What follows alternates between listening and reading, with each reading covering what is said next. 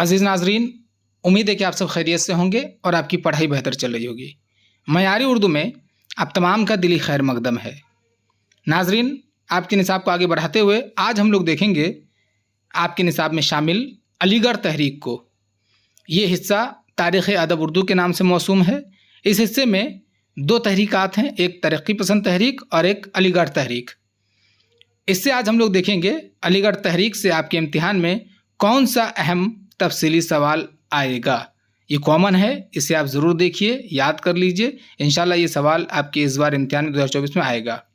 इससे कबल हम लोग देख चुके थे हिस्सा तारीख़ अदब उर्दू से तरक्की पसंद तहरीक के बारे में तरक्की पसंद तहरीक से कौन सा अहम तफसीली सवाल आएगा ये आप जान चुके हैं। अगर आप नहीं देखे तो इस वीडियो को आप आई बटन पर क्लिक करके ज़रूर देख लीजिए। इसके अलावा चूँकि वक्त कम है इसलिए तरक्की पसंद तहरीक पर शॉर्ट वीडियो वाला वीडियो नहीं बनाया गया है। इससे कबल जो पिछले साल तैयारी कराई गई थी उस वीडियो से, वो वीडियो अवेलेबल है, उसे आप ज़रूर देखिए, आई बटन पे क्लिक करके देख लीजिए। अब हम लोग इम्तिहान में आने वाले सवाल के नमूने को देखते हैं कि आपके इम्तिहान में कौन सा सवाल आएगा इस हिस्से से। तो इस हिस्से से जो सबसे अहम सवाल आएगा वो है अलीगढ़ तहरीक ने उर्दू अदब पर क्या असरात मुरत्तब किए, लिखिए। यानी कि कुल मिला के आप ये जानिए कि अलीगढ़ तहरीक के असरात उर्दू अदब पर ये इस बार आने की गुंजाइश है। इस सवाल को यूं भी किया जा सकता है कि सर सैयद तहरीक ने उर्दू अदब पर क्या असरात मुरत्तब किए, लिखिए। अलीगढ़ तहरीक को ही सर सैयद तहरीक कहते हैं। क्यों कहते हैं? क्योंकि सर सैयद ही उसको लीड कर रहे थे। यह सवाल को यूँ आ सकता है, ये यूँ पेश कर सकते हैं कि सर सैयद के खिदमात का मुख्तसर जायज़ा लीजिए, या अलीगढ़ तहरीक के खिदमात का मुख्तसर जायज़ा लीजिए। तो जो खिदमात सर सैयद के हैं वही अलीगढ़ तहरीक के भी हैं। बस ये है कि सर सैयद से ज़्यादा अलीगढ़ है, क्योंकि अलीगढ़ में और भी लोग शामिल थे। तो इस बार मेरे ख्याल से जो पहला नंबर है वो सवाल हूबहू यूँ ही आएगा कि अलीगढ़ तहरीक ने उर्दू अदब पर क्या असरात मुरत्तब किए, लिखिए।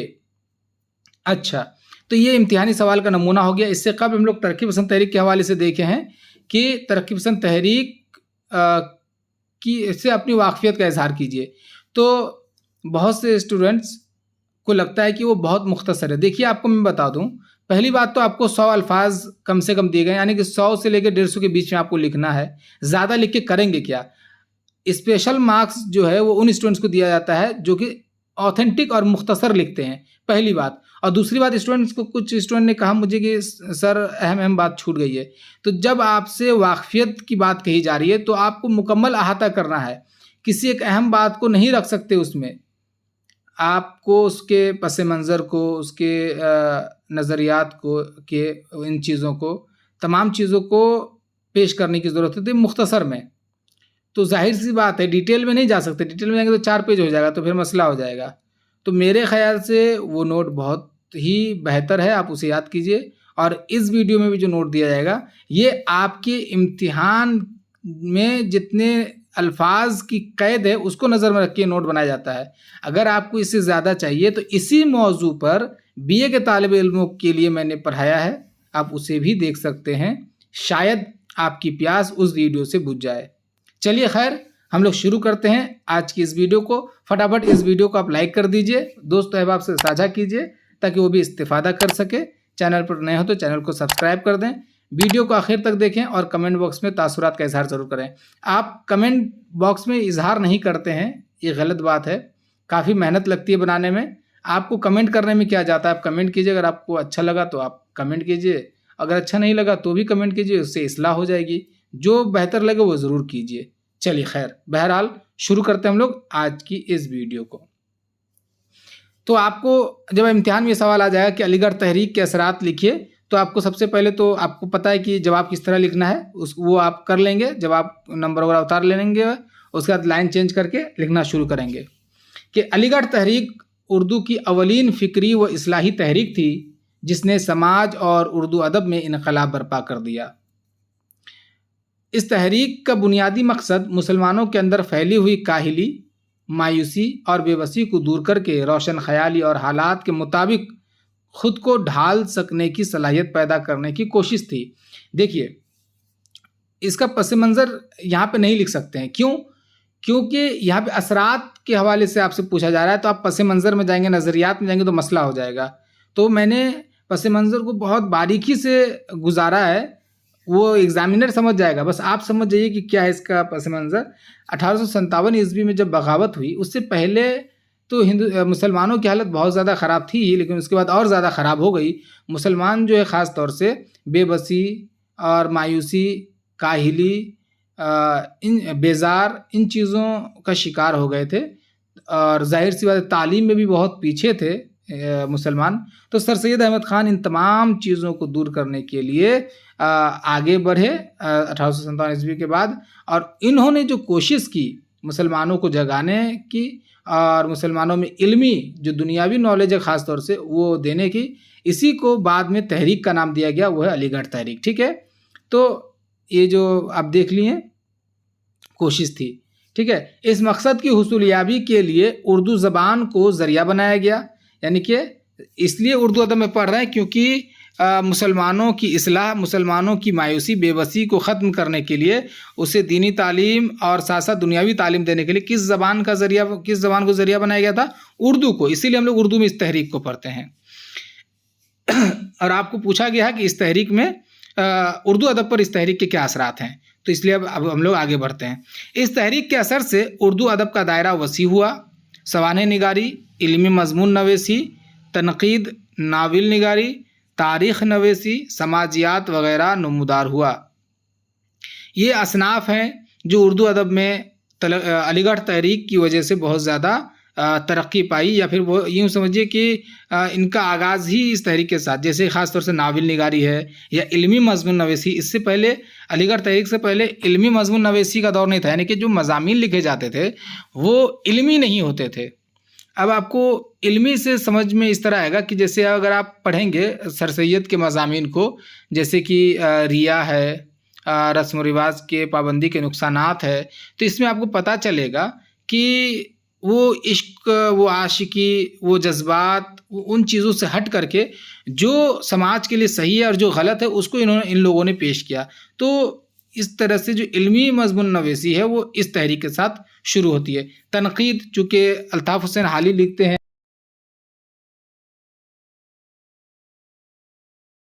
मुकदमा शेर व शायरी के नाम से, इस तरह से एक किताब है, वहाँ से तनकीद का बाकायदा आगाज़ होता है। नाविल निगारी में डिप्टी नज़ीर अहमद जो है मिरातुल उरूस लिखते हैं, तो वहाँ से आगाज़ होता है। तारीख़ नवेसी में ख़ुद सर सैयद बहुत आगे है, समाजियात के लोग बहुत पेश करते हैं। तो ये चीज़ें जो है उर्दू अदब में नमूदार हुई, ठीक है, ये असर है इस तहरीक का। ठीक है, मौलाना हाली ने मुसद्दस मदजर इस्लाम लिख कर मुसलमानों को जगाने का काम किया।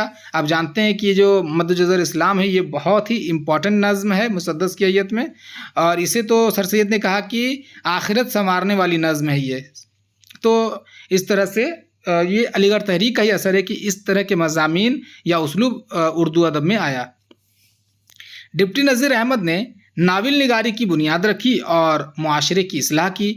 इन्होंने जैसे मिरातुल उरूस है, बिनातुन नाश है, तौबतुन नसूह है, इन नाविलों में ख़ास तौर से लड़कियों के हवाले से बहुत ज़्यादा बात की गई, समाज को सुधारने की बात की गई और लड़कियों को पढ़ाने की बात हुई।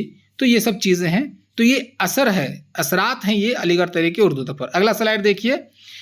सर सैयद से पहले मीर अमन दहलवी और मिर्ज़ा गालिब कदीम उर्दू नस्र की मुखालफत करते हुए सादा और सलीस नस्र में लिखने लगे थे। अब देखिए कदीम उर्दू नस्र क्या है। आप जैसे बागो बहार का नाम सुने, क्योंकि 10 में आप पढ़ चुके हैं बागो बहार दास्तान, तो उसकी जो ज़बान है, यूँ समझिए कि उर्दू अदब में वो पहली ऐसी किताब है जो साफ़ ज़बान में है, जो ज़बान आज हम लोग कहते हैं। उससे पहले क्या था कि उर्दू का हर जो सत्र होता था वो मुखफ़ा होता था, यानी कि जैसे शायरी में होता ना कि बेखुदी नहीं, वो अगर तलाश करूँ कोई मिल ही जाएगा, मगर कौन तुम्हारी तरह चाहेगा, तो जाएगा चाहेगा, ये मुकफ़ा है ना, इस तरह से। तो नस्र में भी इस तरह से मुकफ़ा होता था, मुसज्जा होता था, मिला मिला के जो है ना मसनवी अंदाज हुआ करता था इसमें नस्र में भी।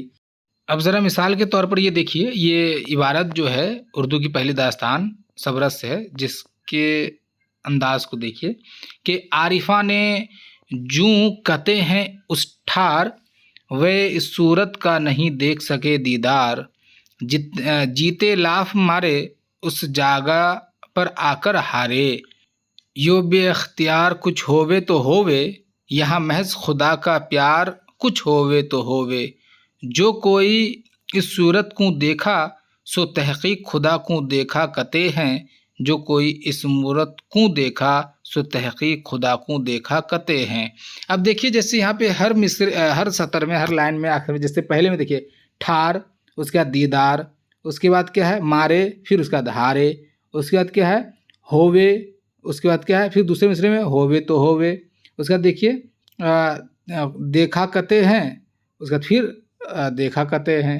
तो इस तरह से आपको क्या था, अभी जैसे हम लोग कह रहे तो मुकफ़ा नहीं कहते, यानी हर लाइन में कोई काफिया नहीं लेके आते हम आवाज़, ठीक है। लेकिन उस वक्त जो है इससे पहले जो है काफिया इस तरह से रदीफ़ का इस्तेमाल प्लस वज़न का इस्तेमाल होता था, तो इसी को मुकफ़ा मुसज्जा इबारत कहते हैं। उम्मीद है कि आप समझ गए होंगे कि क्या है इस इबारत को। चलिए आगे बढ़ते हैं। तो ये जैसे मेरा मन तो दास्तान तक, और जो गालिब लिख रहे थे वो खतूत तक लिख रहे थे।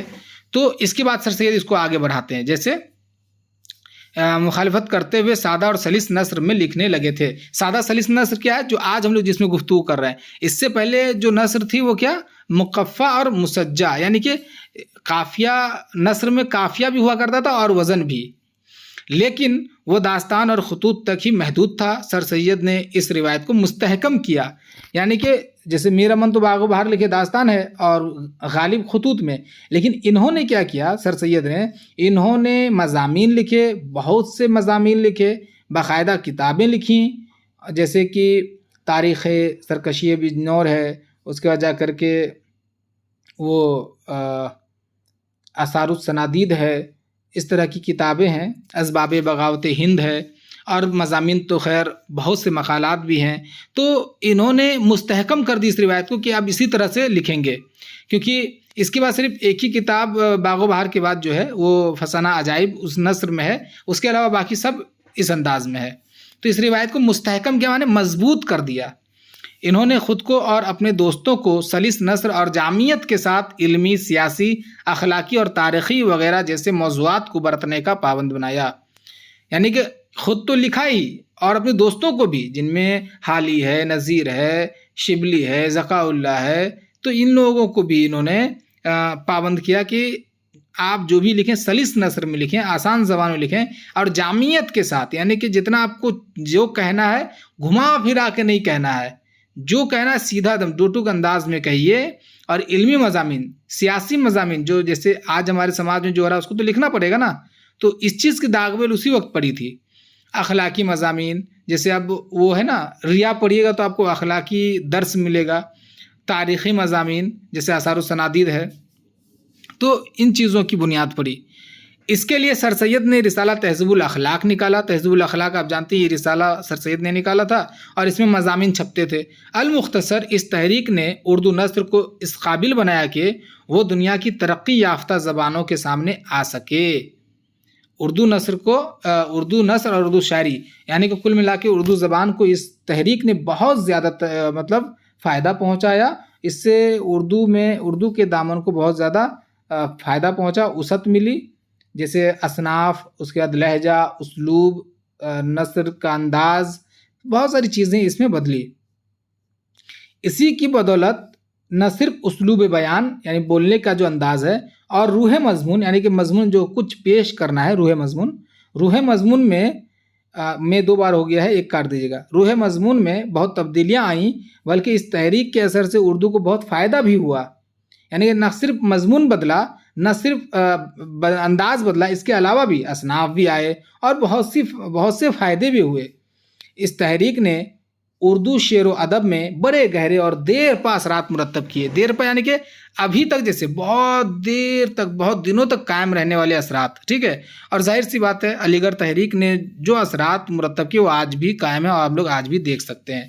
तो इस तरह हम लोग देखते हैं कि उर्दू पर ख़ास तौर से जो अलीगढ़ तहरीक के असरात हैं वो किस तरह से है। बहुत सी चीज़ें, असनाफ है, लहजे हैं, अंदाज़ बयान है, मज़मून है, इन तमाम चीज़ों में इन्होंने तब्दीली पैदा की। ये असरात हम लोगों ने तमाम देखिए, जब आपसे ये सवाल होगा कि अलीगढ़ तहरीक के असरात उर्दू अदब पर, तो फिर आप समाज पर इस तहरीक का क्या असरात है, या फिर लोगों पर, इन तमाम चीज़ों को आपको नज़रअंदाज करने की ज़रूरत है। इस तहरीक का पस मंज़र क्या है उसको भी नज़रअंदाज करनी होगी, ठीक है। आपसे जो पूछा जाए वही बोलिए, आपको मार्क्स मिलेगा, उम्दा मार्क्स मिलेगा।